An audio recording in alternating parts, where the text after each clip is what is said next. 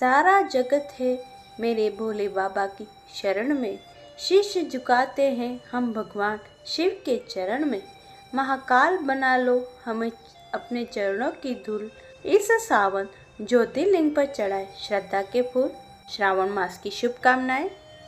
आज इस वीडियो के माध्यम से श्रावण मास महात्म्यमय 11वें अध्याय का श्रवण करेंगे। इससे पहले हमने 10वें अध्याय का श्रवण किया।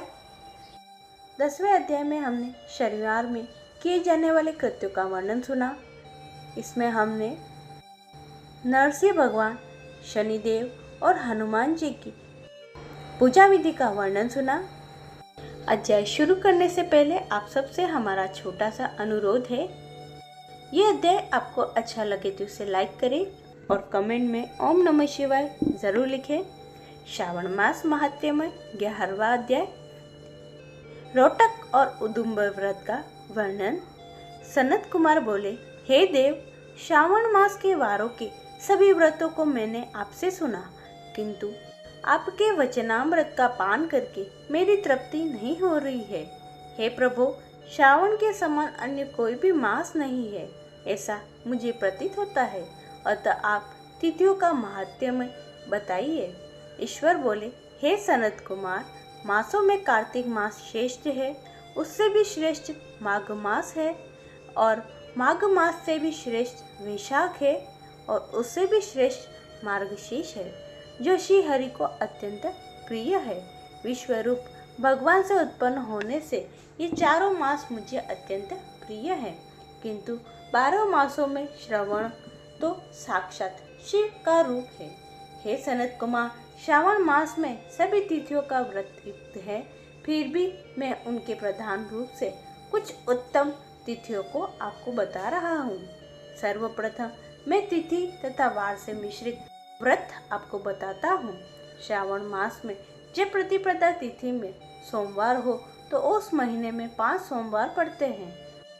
उस श्रावण मास में मनुष्य को रोटक नामक व्रत करना चाहिए। यह रोटक नामक व्रत 3.5 महीने का होता है। यह लक्ष्मी की वृद्धि करने वाला तथा सभी मनोरथों को सिद्ध करने वाला है। हे मुने, मैं उसका विधान बताऊंगा, आप सावधान होकर सुनिए। श्रावण मास के शुक्ल पक्ष में प्रतिपदा तिथि को जब सोमवार हो तब विद्वान प्रातःकाल ये संकल्प करे, मैं आज से आरंभ करके रोटक व्रत करूंगा। हे सूर्यश्रेष्ठ, हे जगत गुरु, मुझ पर कृपा कीजिए। उसके बाद अखंडित बिल्व पत्रों, तुलसी दलों, नीलोत्पल, कमल पुष्पों, कहलार पुष्पों, चंपा तथा मालती के पुष्पों, गोविंद पुष्पों, आक के पुष्पों, उस ऋतु तथा काल में होने वाली नानाविध अन्य सुंदर पुष्पों, धूप, दीप, नैवेद्य तथा नाना प्रकार के फलों से शूलधारी महादेव की प्रतिदिन पूजा करनी चाहिए। विशेष रूप से रोटकों का प्रदान नैवेद्य अर्पित करना चाहिए। पुरुष के आहार प्रमाण के समान 5 रोटक बनाने चाहिए।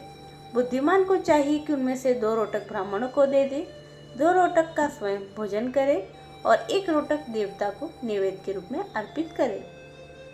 बुद्धिमान को चाहिए कि शेष पूजा करने के अंतर अर्घ प्रदान जरूर करे। केला, नारियल, जंबीरी, नींबू, बीज पूरक, खजूर, ककड़ी, दाख, नारंगी, बिजोरा नींबू, अखरोट, अनार, अन्य और भी जो ऋतु में होने वाले फल हैं, वे सब अर्घदान में प्रशस्त हैं। उस अर्घदान का फल सुनिए।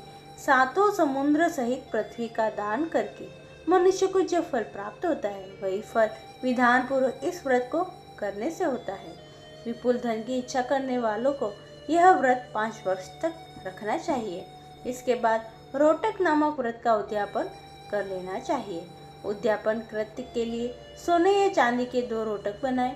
प्रथम दिन अधिवासन करके प्रातःकाल शिव मंत्र के द्वारा घृत तथा उत्तम बिल्वपत्रों से हवन करें। हे तात, इस विधि से व्रत के संपन्न किए जाने पर मनुष्य सभी वांछित फलों को प्राप्त कर लेता है। हे सनत कुमार, अब मैं द्वितीया के शुभ व्रत का वर्णन करूंगा, जिसे श्रद्धा पूर्वक करके मनुष्य लक्ष्मीवान और पुत्रवान हो जाता है। औदुम्बर नामक यह व्रत पाप का नाश करने वाला है। शुभ सावन का महीना आने पर द्वितीया तिथि को प्रातःकाल संकल्प करके बुद्धिमान को विधि पूर्वक व्रत करना चाहिए। इस व्रत को करने वाला स्त्री हो या पुरुष, ये सभी संपदाओं को पात्र हो जाता है। इस व्रत में प्रत्यक्ष गुलर के वृक्ष की पूजा करनी चाहिए, किंतु गुलर वृक्ष न मिलने पर दीवार पर वृक्ष का आकार बनाकर इन 4 मंत्रों से उनकी पूजा करनी चाहिए। हे उदुम्बर, आपको नमस्कार है। हे हेमपुष्प, आपको नमस्कार है। जंतु सहित फल से युक्त तथा रक्त अंडतुल्य फल वाले आपको नमस्कार है। इसके अधिदेवता शिव तथा शुक्र की भी पूजा गुलर के वृक्ष में करनी चाहिए। इसके 33 फल लेकर 3 बराबर भागों में बांट लेना चाहिए। इसमें से 11 फल ब्राह्मण को प्रदान करें, 11 फल देवता को अर्पण करें और 11 फलों का स्वयं भोजन करें। उस दिन अन्न का आहार नहीं करना चाहिए। शिव तथा शुक्र का विधिवत पूजन करके रात में जागरण करना चाहिए। हे तात, इस प्रकार 11 वर्ष तक यह व्रत का अनुष्ठान करने के बाद संपूर्णता के लिए उद्यापन करना चाहिए। सुवर्णमय फल, पुष्प तथा पात्र सहित एक गुलर का वृक्ष बनाएं और उसमें शिव तथा शुक्र की प्रतिमा का पूजन करें। इसके बाद प्रातःकाल होम करें। गुलर के शुभ, कोमल और छोटे छोटे 108 फलों से गुलर की समिधाओं से तिल और घृत सहित होम करें। इस प्रकार होम कृत्य समाप्त करके आचार्य की पूजा करें। इसके बाद सामर्थ्य अनुसार 100 अन्यथा 10 ब्राह्मणों को ही भोजन कराएं। हे बस, इस प्रकार व्रत किए जाने पर जो फल प्राप्त होता है उसे सुनिए। हे बस, इस प्रकार व्रत किए जाने पर जो फल होता है उसे सुनिए। जिस प्रकार यह गुलर का वृक्ष बहुत जंतुयुक्त फलों वाला होता है, उसी प्रकार व्रतकर्ता भी अन्य पुत्रों वाला होता है और उसके वंश की वृद्धि होती है। यह व्रत करने वाला सुवर्णमय पुष्प से युक्त वृक्ष की भांति लक्ष्मीप्रद हो जाता है। हे सनत कुमार, आज मैंने किसी को भी यह व्रत नहीं बताया।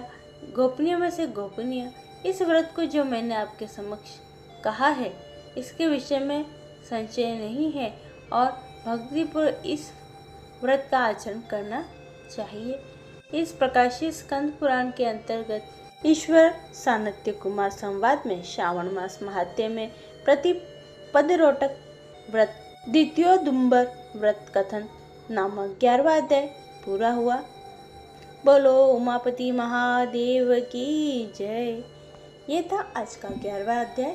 आशा करती हूँ आपको अच्छा लगा होगा। वीडियो को लाइक करें, चैनल को सब्सक्राइब कर लें और कमेंट में ओम नमः शिवाय ज़रूर लिखें। सभी भक्तों को राधे राधे।